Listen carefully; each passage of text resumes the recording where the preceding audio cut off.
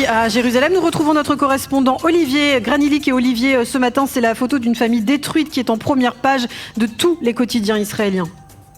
Nous étions 7 et nous ne sommes plus que 4, titre le Yediot Ahronoth ce matin, reprenant les mots prononcés hier par Léo Lee, dont sa femme Léa a succombé à ses blessures après l'attentat de vendredi dernier.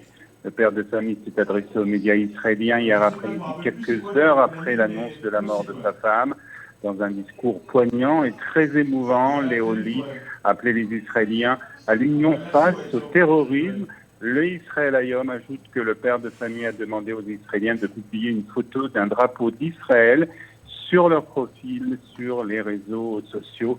Le quotidien précise aussi que la famille de Léa Lee a décidé de faire don de ses organes à des personnes malades. Et puis l'autre titre de ce matin, c'est bien entendu cette conférence de presse donc donnée par le Premier ministre hier soir.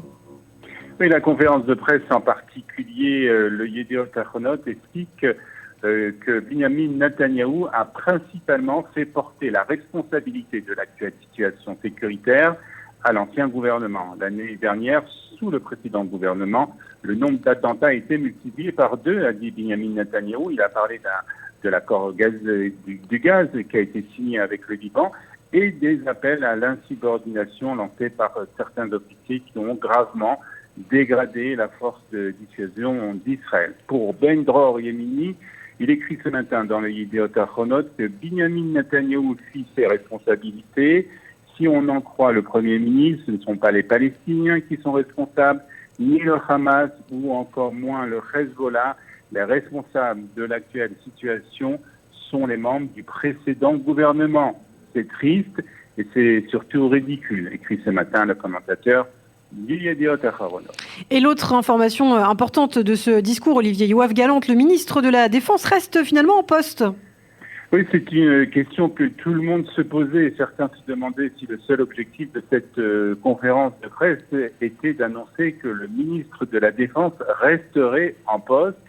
C'est en tout cas la chose la plus importante qui a été dite hier par le Premier ministre selon le Israël Hayom. Le quotidien parle aussi des réactions politiques à cette conférence de presse. Ici, en particulier l'ancien Premier ministre Naftali Bennett, qui a très vite réagi hier soir en accordant des interviews aux principales chaînes de télévision.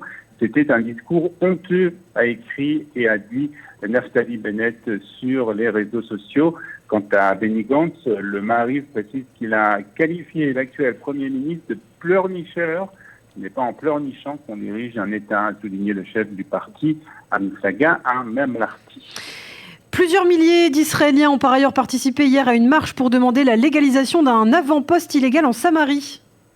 Oui, c'est le Haaretz qui nous apprend ce matin qu'ils étaient environ 11 000 à marcher du carrefour de Tapouar à Aviatar. D'autres médias parlent de 50 000 personnes. Ça dépend quel quotidien vous lisez ce matin. Les participants de cette marche ont en tout cas demandé au gouvernement de légaliser le village de Aviatar. C'est d'ailleurs ce qu'a demandé aussi le président du conseil régional de Samarie, Yossi Dagan, en s'adressant directement au Premier ministre dans un discours qu'il a prononcé devant donc les marcheurs réunis hier. Et puis le Haaretz ajoute aussi que les ministres Ben Gvir et Smotrich, également présents, se sont engagés à agir dans ce sens. Et puis dans le reste de l'actualité, un accord sur la reprise des voyages en Pologne a été signé. Cependant, il n'inclut pas la visite de sites controversés. Exactement, c'est ce que nous expliquent ce matin les journaux israéliens. Il faut rappeler que ces visites avaient été interrompues pendant près de 2 ans en raison de la désapprobation de Varsovie quant au contenu des visites qui, selon elle, déformaient l'histoire en exagérant le rôle des Polonais dans l'extermination des Juifs pendant la Shoah. Un accord a été passé donc dernièrement entre l'État polonais et le ministère de l'Éducation. Le problème est que certains sites au nouveau programme sont problématiques selon le Yad Vashem. C'est ce que nous dit ce matin le Yediot Ahronoth. Le Maariv, quant à lui, ajoute que de nombreuses voix s'élèvent pour dire que le ministère israélien de l'Éducation contribue à déformer la mémoire de la Shoah. Celui-ci s'est défendu en indiquant que la visite de ces sites était facultative. Le chef de l'opposition, Yair Lapid, qui a été le premier, un des premiers en tout cas à monter au créneau, affirmant que se rendre en Pologne dans ces conditions était une honte nationale, ajoute le Maariv.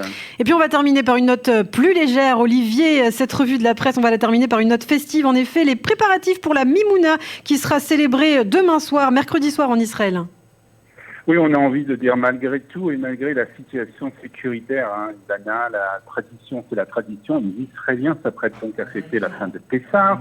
Nombreuses manifestations sont programmées dans tout le pays.